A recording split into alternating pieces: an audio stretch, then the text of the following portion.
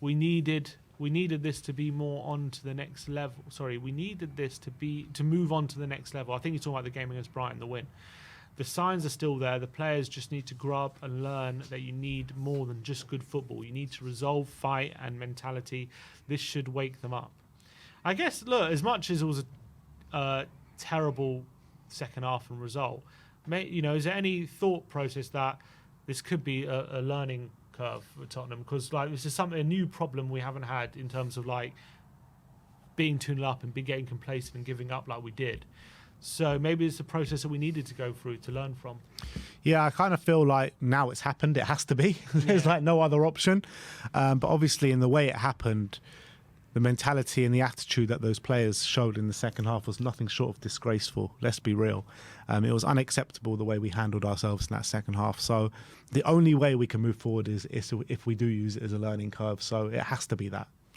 But maybe if we do learn from it, we could look back at that game and think that could be maybe not a turning point, but one of the big lessons we learned that really turned a corner in some way. I hope so.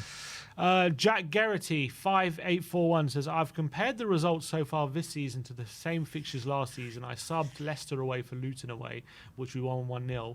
This season, scored 14, conceded 8, 10 points. Last season, scored 12, conceded 16, 10 points. This season, we've had a lot of fixtures which we struggled last season. We have struggled less, scoring more and conceding half as much, and have been unlucky, in my opinion, to not have more points. This frustration is unfortunately what improvement feels like. At least we are frustrated with these nearly results than cold and empty with demolitions we sat through last season. Come on, you Spurs? ?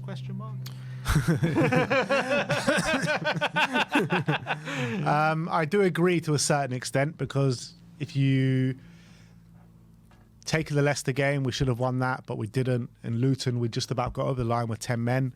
The Everton game was much more comprehensive than the Everton game at home last season, much more.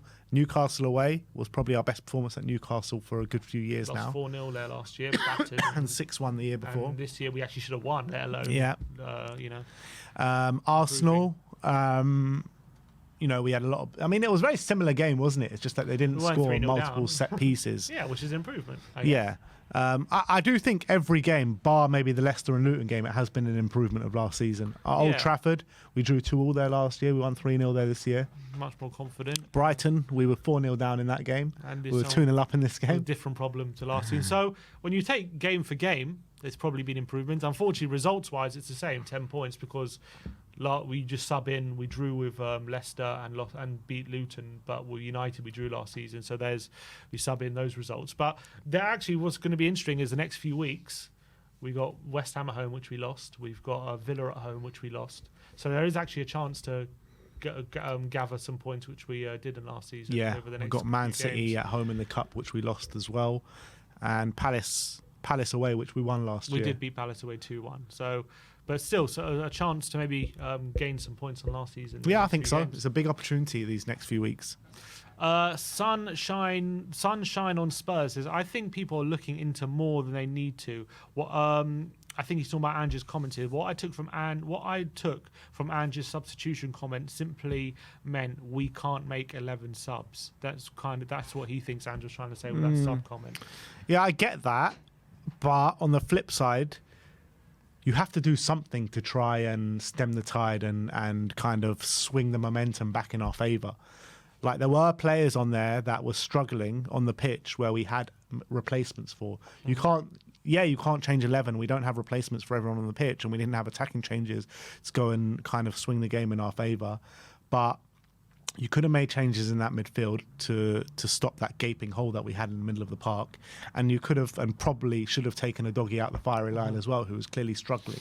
So at 2-2, I probably would have brought on Bissouma and Spence. That's probably the two subs I would have made. Yeah, and I get what he's trying to say. Who do you sub off? Everyone was playing bad, but but sometimes a couple of substitutions just puts new energy to the team and it shakes things up a bit. Just keeping it the same, it's not going to change anything. Yeah. Almost everything is a lie. Bloody hell. He says Udogie is a shell of himself from before the quad tear. Was responsible for the loss and many other goals this season. Ange is at fault for not recognising it and pulling him off. Spence should start the next couple of league games with Udogie getting back up to speed in Europe versus lesser competition. I think it's very unfair on Udogie because everyone's kind of taking this performance at Brighton and being like, this is where he's at the moment. But it's not, because I can't remember the game that it really clicked for him. I think it was a 45 against Coventry. But since the 45 against Coventry till the recent injury, I think he's been brilliant. Yeah, I think that there were signs before his injury against... who did he get injured against? Who's United? Yeah. Before that injury, there were, even in that game, there were signs of him really getting back to his best and signs of him getting back to his levels of last season. Now, he got the injury and then obviously second half against Brighton, he wasn't good, granted. But I think people are going in on him way too hard and saying that he's finished overrated, all that kind of stuff, because it's just one half from actually the last 5 games. There were signs of not only him playing well, but actually getting back to his best performances. So... no, I don't agree with that. I'm going to say, if you look at this, the Coventry away, I thought he was brilliant. Brentford at home, I thought he was brilliant that day. Karabag. He came on and was very good, again with 10 men. Against who? Karabag. He came on, didn't he? Oh, yeah, he came on right at the start of the game, yeah. So he played 79 minutes that game. I thought he was very good. Man United, before he went off injured, I thought he was very good as well. One of our best players in that. So when you're talking about his recent form, Brighton aside, I think he's been brilliant. Yeah, agreed. So almost everything is a lie. I think that is a lie. The Count of Monte Cristo, Jesus, he says, everyone was crowing about the sudden upswing in form, but few seemed willing to consider that this upswing came off the back of beating some very average opposition League and Cup. When we faced a decent side, the team capitulates. Similar experiences last season, every point to the great start to season, but few consider that it was stacked heavily in our favour. Very soft first half of the season, and then when the rubber met the road in the second half, the wheels came off. Of course, many points to the injuries, but even when Maddison and Etel returned, the team couldn't find any form. The trend is clear. These players aren't good enough, for one, and secondly, more importantly, Ange isn't good enough to navigate the challenges of the Premier League. His dogmatism and total disregard for defending, both in general play and set pieces, will be his undoing. Goodbye, Ange. I don't think he has a disregard for defending, though. I think it's a myth, this whole disregard for defending with Ange. If he had a total disregard for defending, we would be conceding goals left, right and centre. I don't think we are doing that at the moment. Yeah, I think defensively, look, again, people have to try and understand how we try to play. I do think when we get into stages of the game, like we were in the second half of Brighton or wherever, there are some stages where we need to be a bit more organised. We're being penned in. The opposition are gaining a bit of momentum and control, and we have to, settle in and be a compact defence. I do think there's a lot of problems there, and we're not good in those stages of the game. But people understand is how we play and how Ange wants us to play is we very, very rarely, if ever, get into those stages of the game, and it's very rare that, or it doesn't happen very often, that we get into a stage where we're not dominating possession and we're not forcing the opposition back and we're not pressing them high and rushing them and suffocating them. And I think in general this season that has been the state of the game, and that's how we tried to keep it in that state, and that's how we tried to defend. And when we are in those states, teams do struggle to create chances and they struggle to get through. So that's how we try to defend. That's the risk versus reward. Now, you could argue he should do more training on when we do go in those states, being more compact and being more resolute. And that's probably a fair criticism. But he's at the moment working on just keeping Tottenham in the state of the game where they're in control for as much of the game as possible. And that's what he's working on at the moment. And yes, we're maybe not striking the balance right, but that's people got to realise that's what he's doing. But I also feel like it comes down to player mentality as well, because when we get in those states and the players just become so erratic, they kind of just lose all sense of composure on that football pitch. But I think that's a lot to do with how we play. Could be. I think it is. There is an element of that. We're always 100% going for it, intense all the time, every phase of the play. That's just how we are. We're going to be intense. We're going to be aggressive. There's no kind of calmness a lot of the time, and it works a lot, but sometimes it goes against you. And maybe that's a balance. Maybe we have to work. That's when we have to work on. But doesn't mean, and it could be a problem. But is that something that's just always going to be like that? I mean, in terms of like we're always going to be this just some not. I mean this. 'Cause I think that's my point. We're improving on controlling the games and being in the game state that we want to be in, and we're improving on being in that state more than we were last season. But it doesn't mean that we're this perfect team yet. We're not. If those kind of moments are always going to be there, then are we ever going to be a title challenging team under Ange? Because when we play the good teams, they're always going to have those moments in games. Always. So are we ever going to consistently be able to beat the good teams? Are we ever going to be able to consistently beat the good teams playing this way? At the moment, it's hard to say yes because we haven't seen evidence of it. But what I have seen evidence is when we do come up against good teams, you can see where the game could be won and where we've lost the game. And I think if we just improve on some of the things where we could have won the game on, which I can see where that improvement can be had, I think we can consistently beat them. But can we challenge for the league and stuff like that? I mean, I'd be deluded if I said yes. That's the reality. But why? But it's. So is Ange deluded then to think that we can? No, because he knows more than me. So he sees a way we can do it. I wouldn't call him deluded, but I mean, we've tried all these different ways. But could we win leagues playing the way Mourinho and Conte played? I mean, we couldn't when he was at us, but we didn't have the players. Exactly. Does that mean that way of playing though is like, yeah, I would say the Ange's way of playing, you can do it if you have, maybe a few better players. But I kind of feel like if we had Conte right now with these sets of players, then he can probably get us finishing higher than what Ange can. Maybe. Would it all blow up with Conte? I don't know. Maybe It always blows up for Conte. But if you look at a Conte team right now with the players that we've got, you've got the back three of Draghin, Romero, Van de Ven. We're brilliant. Look, what did he have when he was at us? Dyer, Longley, and Sanchez or whatever it was. Right wing back Porro, left wing back Odoi, who would be brilliant in those areas. You've got you'd probably have a midfield two. You probably play if you played a three of Madison, Deki, Kulusevski and a front two of Son and Solanke, 5-3-2. That would be a great Conte team. Oof, that would be tough to beat. It's like we're always building players for our previous managers. When are we going to build a team for the manager here and now? I think we've got a good team for the manager here and now. I think we've got a good team. Is it good enough to win the league? I don't think so, but it's a good team. I reckon Conte could actually win the league with that team. I mean, it'd be interesting to see. You saw what he did in that when he first came in with the squad we had. Well, then again, he had Kane.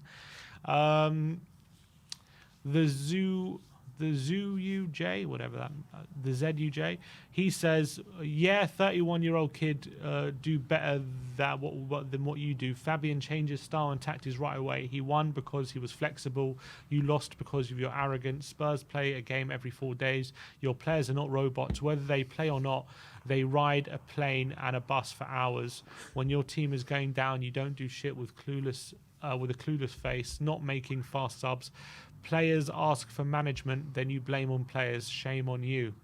Going in hard on Ange. I think that... We'll read the first line again. 31-year-old kid could do better than what you do. Fabian changes style and tactics right away. He won because he was flexible and you lost because of your arrogance. I don't know if we... I mean, there is a bit of a case to that. Like...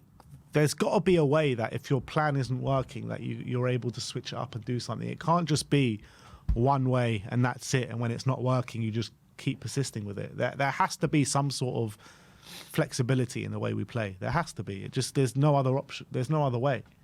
Because if you're struggling in games, you're not going to come out of that struggle with playing the same way because teams have figured you out. So like, how are you supposed to stem the tide? You have to. Well, last season he went to a back three sometimes, didn't he? We haven't seen that. We were poor every time we played the back Yeah, three true. last season. Maybe that's why he hasn't done it. Bubble3633 says, I don't mind us coming out and playing badly for 5 minutes, but surely Ange had to change it up, give us more players in the middle, and lose them and lose the completely ineffective Werner in the second half. But we have to suffer half an hour of that before we finally make a substitution on 78 minutes. It's okay to stick to your principles, but you've got to use your resources to help the team. Yeah, I agree with that. And he should have changed things earlier. I think we've gone over that, but yeah, I mean, I agree. I think it's a fair comment. He should have changed things when he saw things were really going against him. And we have tools on the bench, and he should have used them.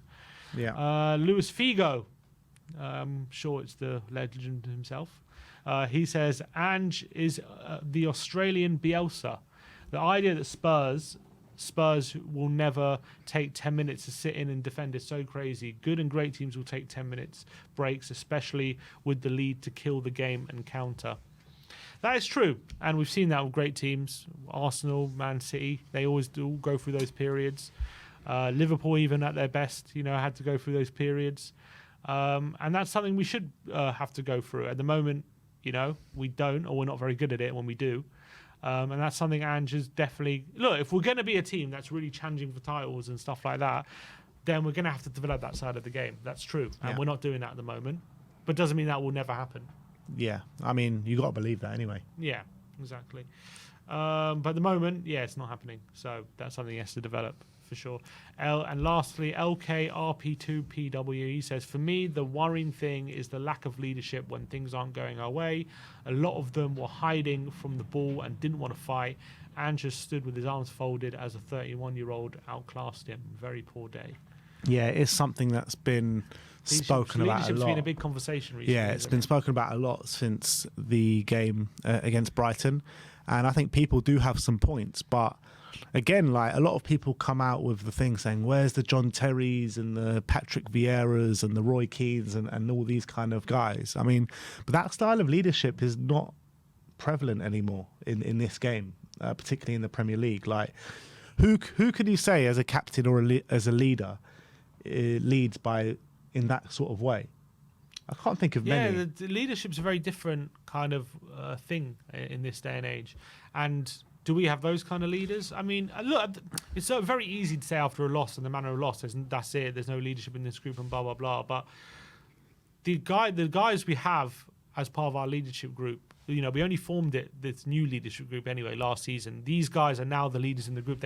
These guys weren't the leaders in the group the season before last. It was Kane, it was Højbjerg, it was Dyer, it was Lloris, it was all these guys. Even Sonner, was he in the leadership group? I don't even know if he was. Pretty sure he was. Was he in the leadership group before? Must have been. No, it was Son, Højbjerg, Dyer, Lloris. I think it was those guys. And Skip. I don't think was Son in there? How could have Skip been there ahead of Son? Because Skip was representing the younger guys, I think, wasn't he, or something?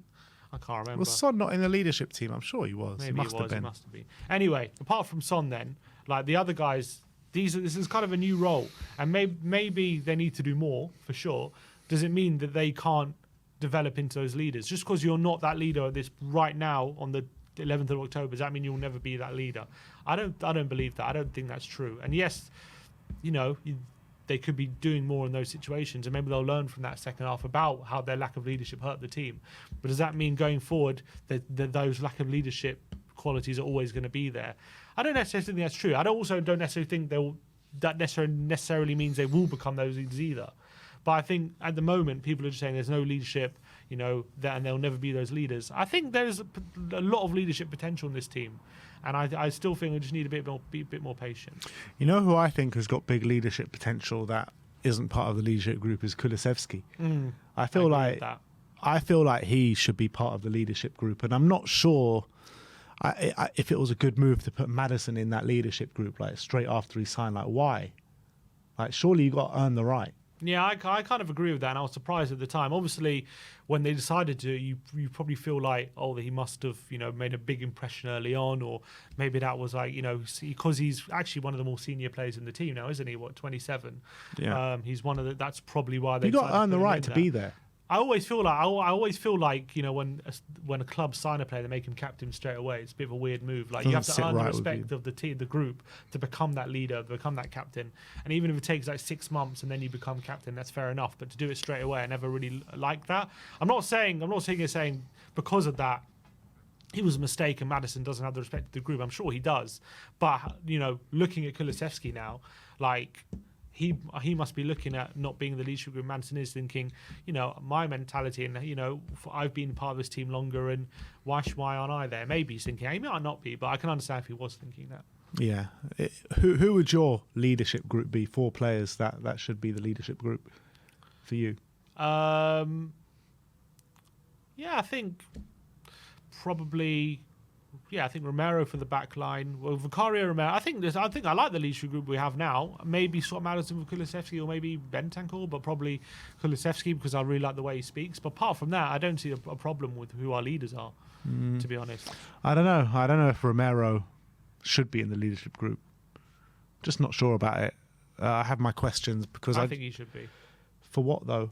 Because that's the kind of player he is. He should be our leader at the back anyway. I know he's making a few mistakes at the moment, but It's not just the mistakes though with Romero. You've seen it time and time again throughout his Spurs career. Like when things aren't going well, he's not that player to really, grab players by the scruff of the neck and get them to improve. He goes missing and goes hiding, and that's not what you want from a leader. I think that has happened.